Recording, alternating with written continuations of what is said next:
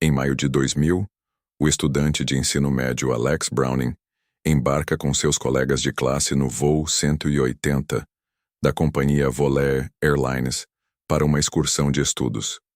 Antes da decolagem, o jovem tem uma premonição de que o avião explodirá no ar, matando todos a bordo.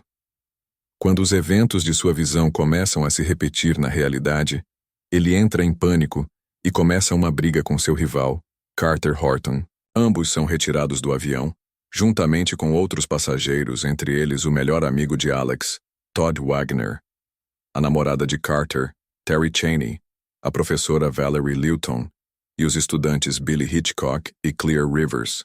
Ninguém leva a sério a premonição de Alex, exceto Clear, até o avião realmente explodir ao decolar, matando todos que continuaram a bordo.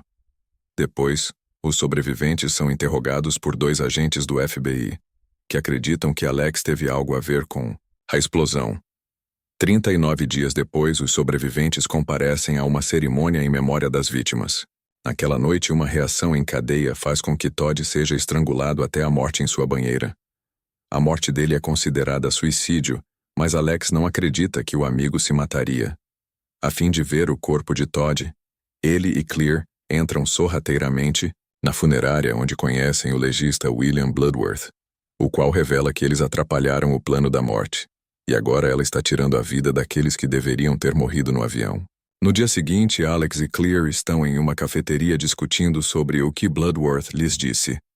A jovem continua cética, mas Alex acredita que eles podem enganar a morte de novo se ficarem atentos aos presságios. Os demais sobreviventes entram em cena e Carter provoca Alex. Terry fica furiosa, mas é repentinamente atropelada por um ônibus em alta velocidade. Após assistir a uma reportagem sobre a causa da explosão, Alex percebe que os sobreviventes estão morrendo na ordem em que morreriam no avião. Ele deduz que a senhora Lewton é a próxima e corre em direção à casa dela para tentar salvá-la. Imaginando que Alex está com más intenções, Lewton liga para os agentes do FBI, que o levam para um interrogatório. Mesmo que Alex não os convença do que está acontecendo, eles decidem liberá-lo. Entretanto, é tarde demais para salvar Lewton, cuja casa explode após ela ser empalada por uma faca de cozinha. Clear, Carter e Billy se reúnem e discutem o que fazer enquanto dirigem pela cidade. Carter descobre que é o próximo a morrer. Frustrado por não ter controle sobre sua vida, ele estaciona o carro sobre os trilhos de um trem, esperando morrer por sua própria vontade. Ele muda de ideia no último minuto, mas o cinto de segurança trava e ele não consegue sair. Alex consegue salvá-lo segundos antes de o trem esmagar o carro. Pouco tempo depois, Billy é decapitado por um estilhaço de metal. Alex deduz que uma vez que ele interveio, a morte pulou Carter e foi para Billy. E conclui que ele, Alex, é o próximo da lista da morte. Mais tarde, enquanto se esconde em uma cabana fortificada, Alex lembra-se de não ter trocado o assento com 2 garotas em sua premonição, o que significa que Clear é na verdade a próxima, e corre para salvá-la enquanto é perseguido pelos agentes. Enquanto isso, Clear está presa dentro de seu carro com um tanque de gasolina vazando, cercado por cabos elétricos soltos. Alex chega a tempo e consegue salvá-la, a poucos segundos do carro explodir. 6 meses depois, Alex, Clear e Carter estão em Paris celebrando a sobrevivência. Durante a conversa, Alex percebe que a morte nunca o pulou. Ele então vê mais alguns presságios e sai da mesa. Um ônibus quase o atropela, mas ele se desvia e o veículo atinge uma grande placa de neon que cai na direção do rapaz. Carter intervém e por pouco consegue salvar Alex, mas este diz que foi pulado pela morte. Carter pergunta quem é o próximo e a placa volta na direção dele. A tela escurece e um som estrondoso é ouvido. O filme surgiu a partir de um roteiro que Redick, a fim de fazer carreira na televisão, escreveu para um episódio da série The X-Files. Um colega da New Line Cinema persuadiu Redick a transformar seu texto em um roteiro de longa-metragem. Mais tarde, Wong e Morgan, roteiristas da referida série, interessaram-se pela história e concordaram em reescrever e dirigir o filme, marcando o primeiro trabalho de Wong como diretor. As filmagens foram realizadas em Nova York e Vancouver, com cenas adicionais registradas em Toronto e São Francisco.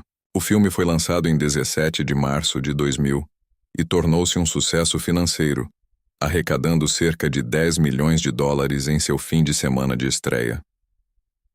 O lançamento do DVD do filme se deu em 26 de setembro de 2000 nos Estados Unidos e, no Canadá, e o disco contém comentários da produção, cenas excluídas e documentários. A película recebeu avaliações e comentários mistos da crítica especializada. Eu gostei desse filme, mas ainda um pouco inferior ao Premonição 2, que foi o melhor da saga. Geralmente, na maioria das vezes, o segundo filme costuma ser inferior ao primeiro, o que não acontece aqui. Alex vira o cara central da saga e começa a ter uma paranoia ao longo do filme porque é incriminado injustamente após se envolver em várias cenas pregadas pela morte para terminar o serviço incompleto, após a queda do avião. E um filme com ar de anos 90, apesar de lançado em 2000, filme mais parado. Mas é legal. Não assusta tanto quanto os demais. Os personagens não são o tédio, mas pelo que os demais filmes da saga oferecem, faltou explorar um pouco mais dos efeitos. Filme muito parado no entorno dos diálogos dos personagens. Mais ilegalzinho, menos terror e crueldade nas cenas de morte. A personagem Claire do segundo filme surge aqui como pseudo-par amoroso de Alex. Já na década de 90, o horror teen ganhava força, depois de muitos filmes de famosas franquias fracassarem. A nova onda era fazer filmes do gênero, voltado à parte adolescente, e em 2000, Premonição foi lançado nos cinemas com uma boa proposta, que por sua vez não é tão bem executada.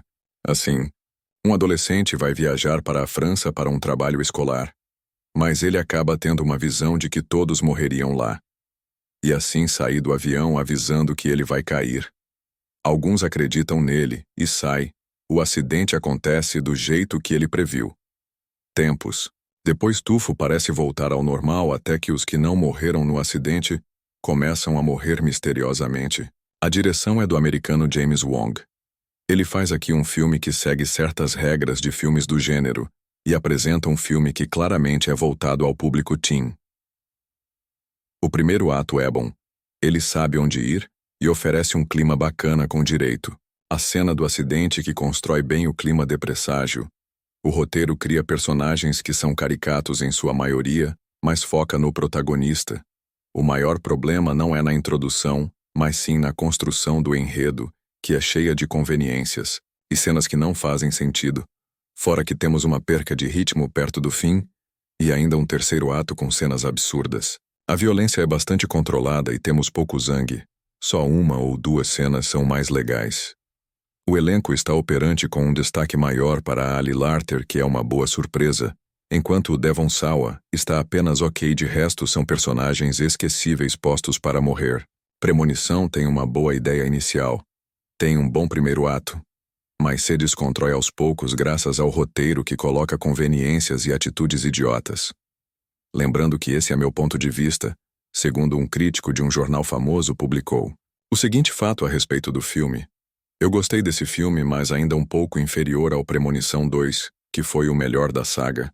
Geralmente, na maioria das vezes, o segundo filme costuma ser inferior ao primeiro, o que não acontece aqui. Alex vira o cara central da saga e começa a ter uma paranoia ao longo do filme, porque é incriminado injustamente após se envolver em várias cenas pregadas pela morte para terminar o serviço incompleto após a queda do avião. E um filme com ar de anos 90, apesar de lançado em 2000, filme mais parado. Mas é legal. Não assusta tanto quanto os demais. Os personagens não são o tédio, mas pelo que os demais filmes da saga oferecem, faltou explorar um pouco mais dos efeitos. Filme muito parado no entorno dos diálogos dos personagens. Mas ilegalzinho, menos terror e crueldade nas cenas de morte. A personagem Claire do segundo filme surge aqui como pseudo-par amoroso de Alex. Outro já deu o seguinte depoimento sobre o filme. Um dos melhores filmes de suspense e terror que já assisti em minha vida, do início ao fim, impossível tirar os olhos. Perde a atenção com um elenco jovem e promissor. Uma história bem elaborada e desenrolada. Culminara-me um dos melhores filmes do gênero nos anos 2000. Os primeiros filmes da franquia sempre são os melhores. Com Premonição não é diferente. O jovem Alex tem a premonição de que um avião vai explodir e ele e alguns amigos não embarcam. O avião explode e a morte vem atrás dos sobreviventes um por um. A partir daí veio a fama e, com isso, engavetamento, montanha-russa, bronzeamento artificial, ginastas caindo, empalhamentos e decapitações que todo fã da franquia ama. Premonição trouxe algo novo para o gênero, com ótimas ideias para o enredo e bem executadas na prática. Roteiro inovador e trama bem desenvolvida, com tensão a todo vapor. Finalmente ressurgiu uma nova fórmula criativa, e que deu muito certo para criar um novo jeito de fazer um bom terror. Um dos melhores filmes que resgatam a qualidade de um gênero defasado. A primeira vez do diretor James Wong atrás das câmeras.